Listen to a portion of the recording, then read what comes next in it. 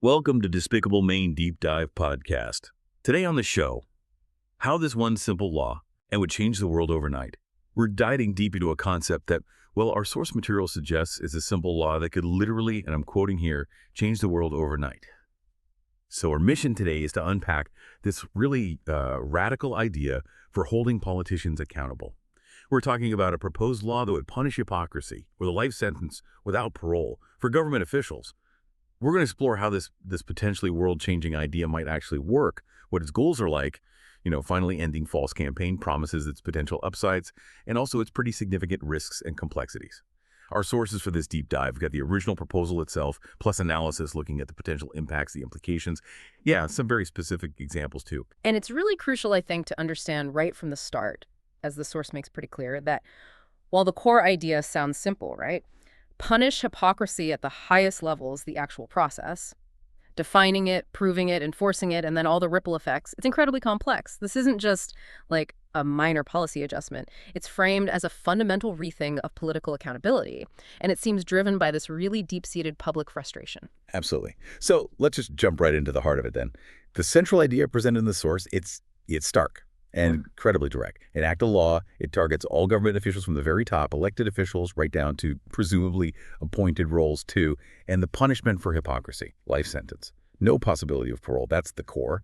A single, incredibly severe consequence for, well, this one specific behavior. Yeah, the source material really argues that people who seek and hold government power, they just should be held to an exceptionally high standard. And this law, it's not just about punishment per se, it's framed more as the ultimate way to enforce that standard. The thinking seems to be that only a penalty this severe could possibly get the kind of integrity they're aiming for.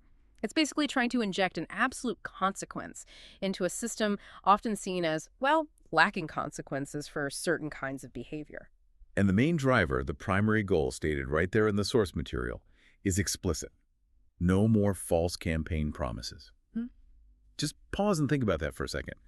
Imagine an election where every single promise made carried the potential weight of a life sentence if you didn't follow through or were found to be hypocritical about it. The source actually lists a whole bunch of common promises, across all sorts of sectors, specifically to show how widespread this issue is perceived to be and just how fundamentally different campaigns might become if a law like this were real. And this idea, it really hits a nerve with the public, according to the source. That frustration with what people see as political hypocrisy, it seems to have reached a boiling point. People feel this deep sense of betrayal, when they elect someone based on specific promises or stated values, and then that person acts in ways that seem to directly contradict those things once they're in office. It goes beyond just disagreeing on policy. It's about a perceived lack of integrity that just eats away at the trust people have in government itself. Yeah, it really taps into that universal feeling of annoyance, doesn't it? Like when someone talks a big game but doesn't deliver. But here, it's amplified to this almost unimaginable scale. It's kind of like promising you'll bring those fancy artisanal donuts to the big office meeting, getting everyone excited, and then you just stroll in empty-handed, shrug, and say, oh, yeah, didn't really mean it. Except, the stakes aren't just disappointed colleagues looking for sugar. It's decisions about war, the economy, healthcare, people's rights, potentially millions affected. The source basically argues this law is a direct, maybe radical, but direct response to that widespread feeling of being, well, misled and ignored. The feeling captured in the source is really that the current system just doesn't have consequences severe enough to stop this kind of behavior. And this proposal aims to fix that with the ultimate penalty. Okay, so the concept is simple, almost brutally so. Life for hypocrisy. But, as the source immediately points out, translating that simple idea into a functioning, fair law, well, that's where things get incredibly complicated. The very first, and maybe the biggest, hurdle highlighted right there in the source material is just defining hypocrisy legally. This is absolutely the linchpin. How do you actually write a law that objectively, consistently, and fairly identifies hypocrisy in a legal setting? The source does offer some examples, like a politician supporting a policy that gives them a big personal financial boost, while arguing against similar benefits for everyone else. So that gives a starting point, right? Actions that seem to contradict a public stance for private gain, but the source admits, yeah, that's just scratching the surface. Right. Because politics is just, it's a minefield. Circumstances change, new information comes out. There are strategic compromises. People's views genuinely evolve. So how do you draw the line? How do you distinguish between someone genuinely changing their mind based on new facts or making a necessary tactical move for a bigger goal versus just outright deliberate deception for personal or political benefit? The source definitely wrestles with this. It recognizes how incredibly hard it would be to draw those clear, legally enforceable lines. And that leads right into the next big problem, proof. Even if you could define hypocrisy perfectly in the law, how do you definitively prove the intent behind it? How do you show that a politician's actions today aren't just because things changed or they reevaluated their position, but are actually a deliberate contradiction of an earlier stance driven by what the law calls hypocritical intent? The source calls this a significant hurdle, and yeah, maybe the toughest practical part of the whole thing. So the source does suggest ways to maybe address this. It points towards needing independent oversight. This couldn't be left to, say, potentially partisan prosecutors or committees in Congress with political axes to grind. The source seems to imply you'd need a dedicated, specialized body, its only job, investigating and enforcing this specific law. Yeah, this independent body, as the source kind of sketches it out, would need incredible shielding from political pressure, like extraordinary levels. Its members would need spotless credentials, total impartiality, maybe lifetime appointments, or some selection process designed specifically to insulate them from the very political forces they'd be scrutinizing. Just think about the level of trust and, frankly, insulation required for a group like that to function without just becoming another weapon in political fights. And of course, that immediately brings up that classic tricky question. Quis custodiet ipsos custodes? Who watches the watchers? How do you make sure that people on this supposedly impartial body aren't biased themselves or under pressure or even engaging in their own kinds of hypocrisy that might color how they apply the law? The source sort of implicitly highlights this complexity by stressing the need for impartiality, but without offering a perfect, guaranteed solution. It acknowledges that just setting up such a body would be incredibly challenging. The source really emphasizes how tricky it is to define the difference. Say, you have a politician who starts out opposing environmental rules, but then, after seeing overwhelming scientific evidence, they genuinely change their stance and support them, versus a politician who publicly opposes those same regulations while, privately, they're heavily investing in industries that are major polluters. The first might be seen as growth and informed evolution. The second, that looks much closer to the source's idea of hypocrisy. But proving the underlying motivation or nailing down that specific moment of contradiction for legal purposes, that's the nightmare. Let's try a slightly sarcastic scenario here, just to illustrate how messy this could get, kind of like the source does. Imagine a politician, early career, right? Rants against funding the arts, calls it a waste of money, maybe even says, I hate ballet, it's just people in tights flopping around. Yay. Okay, fast forward 15 years. Now, this politician's spouse lands a really cushy, high-paying job on the board of a major national ballet company, and guess what? That company just got a big government grant that our politician voted for. So what is that? Did they genuinely start appreciating ballet's cultural value after attending a fancy gala? Was it a strategic move because their district now benefits from arts funding? Or is it just blatant self-serving hypocrisy that should land them in jail for life? A law like this would have to figure that out. Investigators digging through votes, taxes, maybe even emails and diaries, looking for that smoking gun of conflicting intent.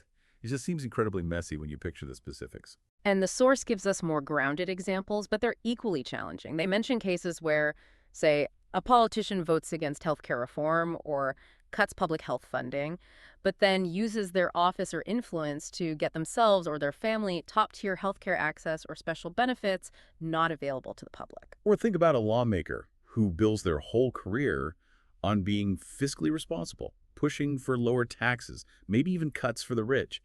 But then it comes out they've been personally dodging taxes, using complex offshore schemes or illegal deductions. The public stance versus the private illegal action. That contrast. Another one mentioned is a government official known for being really tough on crime, advocating for longer sentences, stricter policing, and then they're found to be involved in criminal activities themselves, maybe white-collar stuff, maybe even more serious things. These are the kinds of direct contradictions, public image versus private behavior, that the source argues could fall under a legal definition of hypocrisy, or at least misconduct targeted by this kind of law. So, when you think about it from your perspective, listening to this, how would that inherent difficulty, that subjectivity in defining and proving hypocrisy, even with these examples, how would that affect your confidence in such a law being fair? would you trust the process to actually apply it consistently without political bias creeping in? It almost feels like the concept itself is vulnerable to the very political weaponization it's trying to stop. Yeah, that tension is definitely there. The simple, attractive idea of ultimate accountability versus the messy, difficult reality of legal interpretation and enforcement. That's a central theme the source keeps coming back to. Okay, but despite all those complexities, those big hurdles, the source does spend a good chunk of time painting a picture of the potential upsides. The promised land, maybe, if this law actually worked as intended. Yeah. Section 3 really gets into this, and the first major potential benefit they highlight is the deterrent effect. Yes, the source argues that the sheer severity of the punishment life without parole would be such a powerful deterrent that it would fundamentally change how politicians behave. The logic is pretty straightforward. If the cost of getting caught being hypocritical is literally the rest of your life behind bars, you'd think incredibly carefully before saying one thing and doing another, or acting against your stated principles just for personal gain. It's hard to imagine a stronger reason not to be inconsistent or deceptive. Right. Knowing that every public statement, every vote, maybe even your personal finances could be put under this microscope, with that ultimate consequence hanging over you. It seems like it would force an unparalleled level of, self-alignment. The source suggests this could lead to significantly more genuine and consistent political behavior across the board. Absolutely. And that ties directly into the second big benefit they talk about, increased accountability. Right now, sure, there are ethics rules, conflict of interest guidelines, laws against outright corruption, but the source implies there's this huge gray area where politicians can make statements, break promises, act in self-serving ways without facing really severe consequences tied directly to the hypocrisy of it all. This law, with its life sentence penalty, just closes that perceived gap completely. It makes politicians face the most severe possible consequences for not practicing what they preach. And if politicians knew the penalty for misleading the public or acting against their own stated values was that extreme, the source argues it could actually help rebuild public trust in government significantly. People might start to believe, maybe, that politicians actually are who they say they are, that their promises mean something, and that there are real severe consequences if they betray that trust. Considering how low public trust in government often polls, the potential impact here is presented as a major positive. And the source also brings up the likely huge public support a law like this would probably get, at least initially. That widespread frustration with political hypocrisy means a law targeting it so directly with such a heavy penalty would likely be incredibly popular. It could feel empowering for citizens, giving them a concrete way, even if indirect, to hold politicians accountable in a way that feels truly meaningful. So looking at it from the source's optimistic angle, Yeah. how quickly could these positive changes happen? More consistency, better accountability, maybe rebuilding trust? Would the political culture shift almost overnight just out of fear? Or would it be slower? And could that sheer severity, that life sentence, truly force a positive shift? Or could it backfire, leading to other, less desirable outcomes? The source definitely suggests the deterrent effect would be profound, potentially immediate, rapid changes in behavior. But crucially, they don't ignore the very significant potential downsides and risks. Those need to be weighed just as heavily against these potential benefits. And that brings us right to the flip side, Section 4. Because, while the potential benefits sound good, the source is equally clear about the potential risks and, frankly, the unintended consequences of such a radical law. The biggest, most obvious risk they raise: the potential for abuse. Oh, absolutely. This is a massive concern highlighted in the source. In today's highly partisan climate, imagine a law where hypocrisy gets you life in prison. It becomes an incredibly powerful weapon. Political opponents could easily start weaponizing accusations of hypocrisy, launching investigations, maybe frivolous lawsuits, public smear campaigns, all designed just to damage or eliminate rivals, whether the charge has real merit or not. The source explicitly warns about this. It says, without absolutely crystal clear, ironclad guidelines and enforcement that is somehow perfectly impartial, which, as we've said, is incredibly hard to imagine achieving, this law would be ripe for abuse. It could become just another tool for political power struggles, not genuine accountability. It's not hard to picture it, is it? Opposition researchers working 24/7, digging through decades of someone's statements, votes, personal life, just looking for the slightest contradiction to build a case for a life sentence. The incentive to use this law for political warfare would be enormous. Precisely. And tied right into that is the potential for a serious chilling effect. That's another major downside the source points out. If politicians know that any perceived inconsistency, any statement that could maybe possibly be twisted later to contradict something they did or might need to do. If that could lead to life in prison, they might just stop saying anything meaningful or stop taking bold stances. They can become incredibly cautious, right? Sticking only to the safest, blandest, most non-committal language possible. The source suggests this can make them less likely to back unpopular but maybe necessary policies, less willing to admit they were wrong or change their mind when new facts emerge, generally less dynamic, less courageous in their jobs. It's sort of like, imagine a comedian being so terrified of getting canceled or having a joke misinterpreted that they just refuse to tell any jokes at all, or only tell incredibly bland, safe ones. The source implies this could lead to this kind of stunted, fearful political class, more focused on just surviving, preserving themselves through silence and inaction, rather than actually governing effectively or offering any real vision. All the nuance, the risk-taking, the genuine evolution of thought, it could just vanish, replaced by calculated, hyper-cautious messaging designed only to avoid that hypocrisy trap. And that chilling effect kind of loops back to the complexity of enforcement we were talking about earlier, doesn't it? The very difficulty in objectively defining hypocrisy, those gray areas between a genuine change of heart and deliberate deception. It means the fear of subjective interpretation, the fear of potential misuse, could be enough to stifle legitimate political action and debate, even if the law isn't always actively abused. So, when you try to weigh these potential impacts, based on the source's analysis, which side feels heavier? Is it the possibility of a genuinely more honest, accountable political class because of the deterrent effect? Or is it the risk of a fearful, bland, politically abusive landscape because of the chilling effect and that potential for weaponization? And can that need for absolute impartiality in applying this law ever really coexist with the inherently partisan, often adversarial nature of politics itself? The source really presents this as the fundamental trade-off, the massive gamble involved here. Okay, let's shift focus just a bit and think about the more immediate, maybe practical implications. Section 5 in the source goes into specific behaviors, specific activities that it suggests might just vanish overnight or at least decrease dramatically if politicians knew doing them could lead to a life sentence for hypocrisy or misconduct. Yeah, the list the source pulls together here is pretty revealing. It focuses on actions that seem to directly contradict the public trust that should come with holding political office. One big one they mention is insider trading. This pops up in the news fairly often, causes a lot of public anger.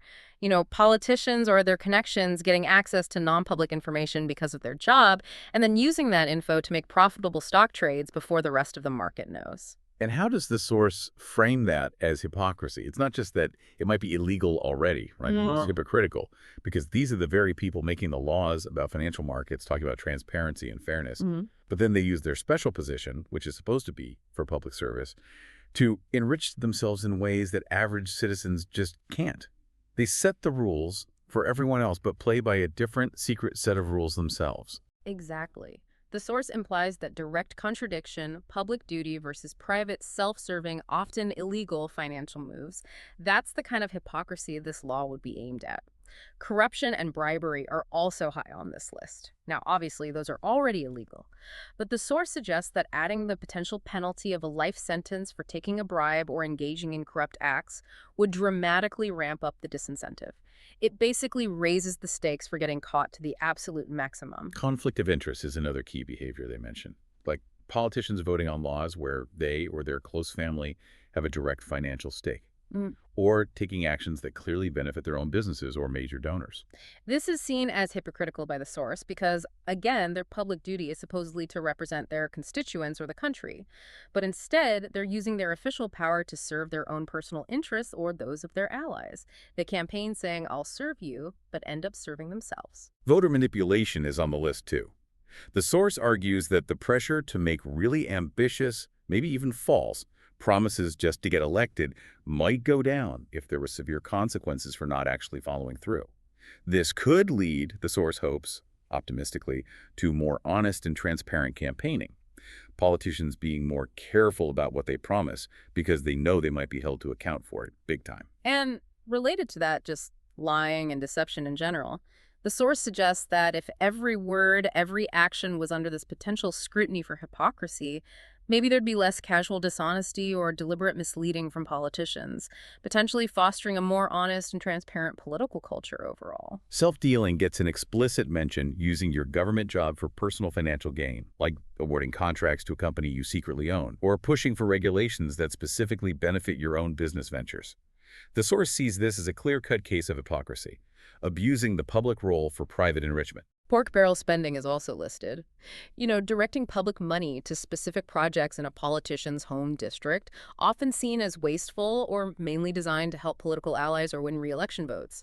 The source suggests this can be a form of hypocrisy, too, especially if a politician campaigns as a champion of fiscal conservatism, always talking about cutting government waste, but then aggressively fights for funding for local projects that mainly benefit their own area or allies, often with pretty questionable broader public value. They preach austerity for everyone else but practice spending freely for themselves or their friends. And gerrymandering, that practice of drawing election district maps specifically to favor one party or incumbent.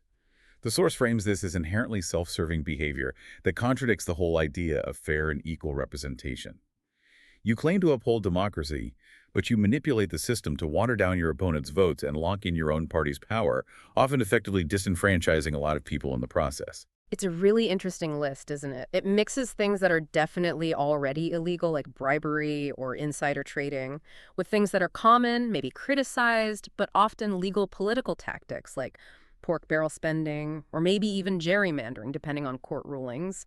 It suggests the law isn't just targeting illegal acts, but the underlying contradiction, the self-dealing aspect, the hypocrisy of it all. So if you think about that list, which of those behaviors, if they were truly eliminated or drastically cut back, do you think would have the biggest positive impact on how government actually works and how much people trust it, based on how the source frames things? And does the source really make a convincing case that all these things are truly hypocrisy in a way you could prove in court? Or is it using hypocrisy more broadly to cover a whole range of misconduct that just doesn't align with a politician's public role? It seems the source uses hypocrisy as a kind of anchor point for a spectrum of actions where a politician's pursuit of private gain or partisan advantage just fundamentally clashes with their stated public purpose or principles, eliminating outright corruption and bribery. Yeah, that would clearly have the most immediate positive impact on government integrity, no question. But including things like pork barrel or gerrymandering suggests a much broader ambition, targeting behaviors seen as self-serving distortions of public duty, even if they're currently legal or just standard practice. Proving the hypocrisy element in court for those latter examples, that would be incredibly challenging, I think. Really highlights that legal minefield again. Okay, let's dig deeper now into that core problem this whole law is apparently designed to fix, the sheer ubiquity of false campaign promises. Section 6 in the source really hammers this point home by listing just how common these big, often unfulfilled promises seem to be. Yeah, the source provides this really extensive, almost overwhelming list. It covers various policy areas, and it seems compiled specifically just to show the sheer scale of promises that get made during elections that, well, for whatever reason, just don't happen. The argument being made is that this constant cycle, grand promises followed by what feels like disappointing reality, is a major source of public cynicism and distrust. And these aren't small promises we're talking about. They're huge, potentially economy-shaping, life-changing claims. Yeah. Like the one listed under economic growth. I will create millions of new jobs. That's enormous, incredibly hard to quantify, and tied to complex global forces often way outside one politician's direct control. Or under healthcare. I will provide free healthcare for all. And that's a complete overhaul of a massive, incredible and complex system. You see similar big promises in education like, I will make college tuition free. That involves dismantling or totally restructuring how higher education is funded right now. Environmental pledges like, I will plant 1 billion trees. Sounds simple, maybe, but think about the logistics, the money, the land use required on a national scale. It's huge. Tax promises are famous for being common and often cited as broken, like, I will cut taxes for the middle class by 20%. That's a promise with very specific, measurable numbers attached. Then you get promises in really contentious areas. Immigration. I will build a wall and make Mexico pay for it. A promise with obvious international hurdles, huge logistics, and a very specific, maybe unrealistic funding plan. Social issues. I will legalize marijuana nationwide. That requires overcoming significant political opposition and legal hurdles state by state or federally. Foreign policy. I will bring peace to the Middle East within my first term, a pledge about one of the most difficult, long-running, complex conflicts in the world. And maybe the most ironic one, given the topic of this law, is under government reform. Promises like, I will drain the swamp and end all political corruption. Well, these are promises aimed squarely at fixing the very problems this proposed law targets, yet they're often seen as among the promises least likely to be fulfilled. The source puts this list together not just to complain, it seems, but to argue that these promises, if they're not genuinely intended or if they're not pursued with real effort, they amount to a kind of deception, a deception that undermines the whole democratic process. So why are these kinds of promises made so often? Is it because politicians genuinely believe they can do it against all odds, but then fail because of things they couldn't foresee? Or is it more, as the source implies the current system allows, that there just aren't enough consequences for making bold, popular promises that turn out to be unrealistic or that you don't really pursue? Is the reward getting elected just greater than the risk, maybe some eroded trust, but no actual legal penalty? The source definitely leans towards that second explanation. It suggests the lack of severe accountability creates an environment where making these ambitious, potentially deceptive promises just becomes standard political practice. And trying to distinguish between a promise made in good faith that failed versus one made with little real intention of keeping it, that would be another huge challenge for that independent oversight body this law proposes. Think about the last election you really paid attention to. How many promises like the ones on this list or similar ones do you remember hearing? And looking back now, how many feel like they were genuinely pursued or actually accomplished? The source's point is that this gap, this disconnect between promise and reality, it's just a pervasive feature of modern politics. And it's exactly that gap that this proposed law aims to close, with extreme severity. The source actually gives us a specific, detailed case study in Section 7, aiming to illustrate this whole phenomenon of a high-profile, seemingly unfulfilled promise. It uses Donald Trump's claims about the war in Ukraine. Yes, this is presented as a kind of prime example, a specific, very bold campaign promise that, well, hasn't materialized. During his campaign, Donald Trump said repeatedly that if he were elected, he could end the war between Russia and Ukraine in just 24 hours after taking office. He pointed to his personal relationships with both Vladimir Putin and Volodymyr Zelensky and his own self-described deal-making abilities as the reasons he was so confident he could quickly negotiate an end to the fighting. It was incredibly specific, right? Time-bound 24 hours. Yeah. Dramatic. And about a major global crisis. The reality is the source lays it out is that since he left office and as the war has tragically continued, that 24-hour window for peace came and went without any such resolution. The conflict continues, and no significant progress toward peace happened in that time frame, really since, related to that specific promise. And the source notes how Trump has talked about this promise since then, sometimes calling it an exaggeration, or even sort of jokingly suggesting it was sarcastic. These explanations, while maybe meant to just downplay the original claim, are highlighted by the source as things that further complicate this whole issue of accountability for promises. And his position on it has apparently shifted over time, too. The source mentions later statements where he suggested maybe Russia and Ukraine should just work it out themselves, or even that it might be better to let the conflict play out for a while before he might get involved, which seems quite different from the urgency of the 24 hours promise. This case study, according to the source, really exemplifies the challenge. If this law existed, would calling the promise an exaggeration or sarcastic be a valid legal defense against a charge of making a false campaign promise or acting hypocritically? Or would the very act of making such a huge, impactful promise, one that seemed intended for voters to take seriously, and then later dismissing it as not entirely serious, would that itself be considered part of the deceptive or hypocritical behavior the law targets? This example really throws that problem of intent and interpretation into sharp relief, doesn't it? For any legal system trying to enforce a law against hypocrisy or false promises, how does that independent oversight body figure out the difference between a promise that was genuinely intended but just impossible due to outside factors versus a promise that failed because of poor execution versus a promise that was deliberately made knowing it was probably bogus, maybe just to win votes? The source uses this case to show just how complex the analysis would have to be and how easily intent can be argued about or obscured. Yeah, it really underscores that applying a strict legal definition to something as fluid and frankly slippery as political rhetoric is just an immense challenge. Let's look at another incredibly common scenario involving broken promises that the source focuses on in Section 8. This is the classic political pledge, I won't raise taxes, often followed by, well, raising taxes. Right. This is presented as one of the most frequent and publicly visible kinds of broken campaign promises.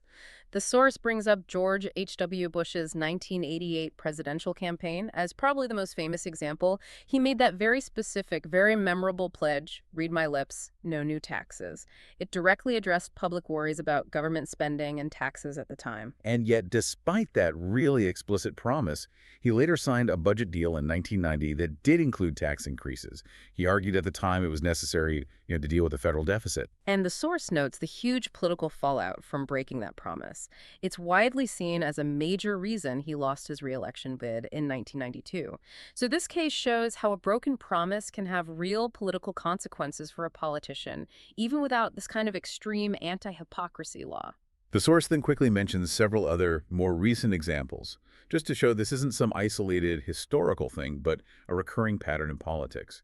They mention Mitt Romney, who in 2012 promised no tax raises, but then faced criticism related to his running mate Paul Ryan's budget plan, which had some tax changes seen as increases, and also his record on taxes back when he was governor of Massachusetts. They bring up Donald Trump again, campaigned heavily on tax cuts, signed legislation that did cut corporate and some individual taxes significantly, but later supported some potential increases and even floated the idea of a wealth tax at one point, which created a different kind of perceived inconsistency. Ron DeSantis is included, often seen as a tax cutter, but his record in Florida apparently includes backing some specific tax increases on things like e-cigarettes and online sales tax, while also getting criticized for giving big tax breaks to corporations, which opponents say don't help average folks. And Joe Biden. He specifically promised no tax hikes on anyone earning under $400,000 a year, but his administration has proposed various tax increases, corporate rates, higher taxes on top earners, capital gains, leading to debates about whether those proposals might indirectly affect people below the threshold, or if the spirit of the promise was kept. Ted Cruz gets a mention too. Campaigned on big tax cuts, but supported parts of a 2018 budget deal that had spending increases and also faced scrutiny for backing corporate tax breaks. The source uses this whole series of examples just to illustrate how often tax promises get made and how frequently circumstances or political pressures or changing priorities seem to lead politicians to break them or at least modify them significantly. It makes you wonder, are tax promises just uniquely vulnerable because the economy is so dynamic and complicated?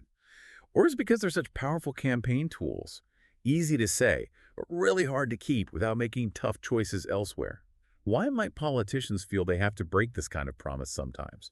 Unforeseen crises, needing to fund essential programs, trying to tackle the deficit, and crucially, under this proposed law, would the reason for breaking the promise even matter when deciding if it's punishable hypocrisy?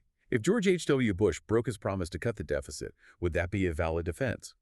The source seems to imply that for the public, the broken promise is the hypocrisy, regardless of the excuse given later. But legally proving the intent behind breaking it would still be the core challenge in court. Yeah, the source material suggests that from the perspective of this proposed law, a clear, specific promise, like no new taxes, followed by a contradictory action, like signing tax increases, would be a prime target for investigation, regardless of the politician's stated reasons after the fact. But you can bet the legal battle over why the promise was broken would be absolutely central to any trial under such a law. Okay, so let's fast forward. Imagine this radical law is actually passed. It's on the books. Section 9 of the source material talks about the immediate and the long-term impacts they predict. And the immediate picture painted is, well, it's pretty dramatic. It really is. The most startling immediate consequence predicted is, and this is a direct quote, mass incarceration of politicians. The source doesn't pull any punches here.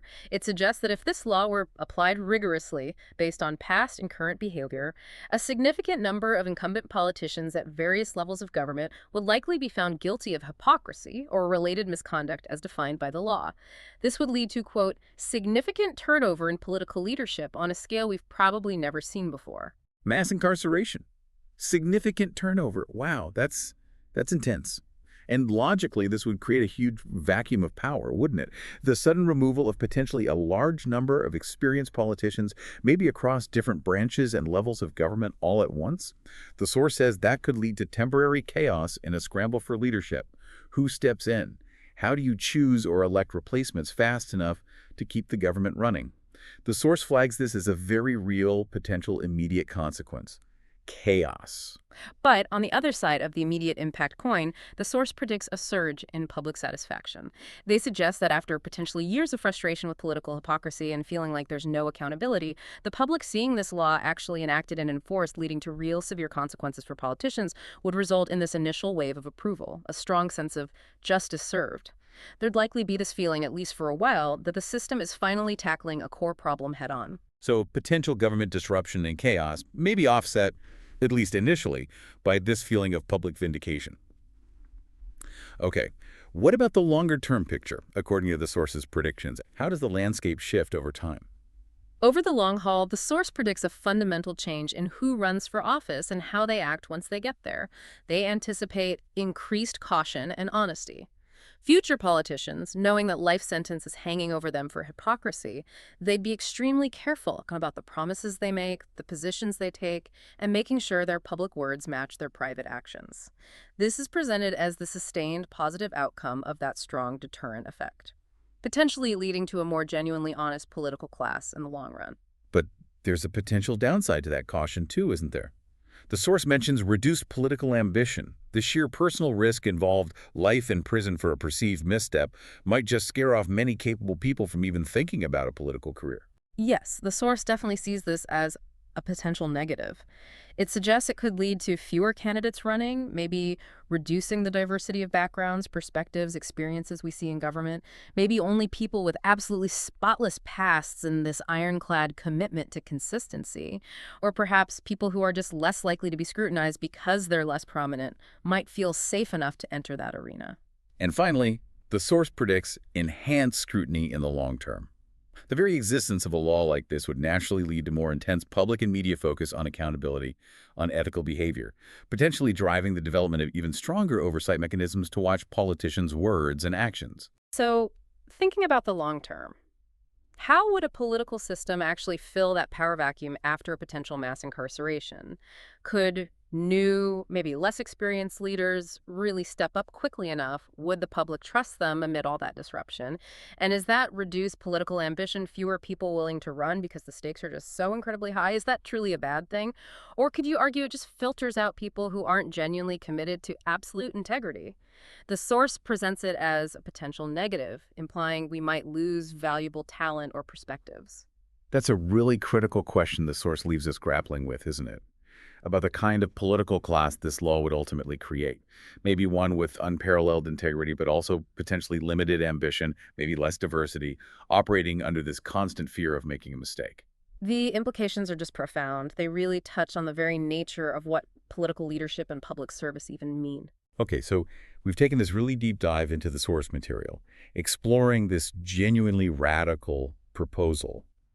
Let's try to bring it all together in our final thoughts, which touch on what the source frames as the unmade choice and the path forward. Yeah, the source really leaves us wrestling with that core tension that's been running through our whole conversation, doesn't it?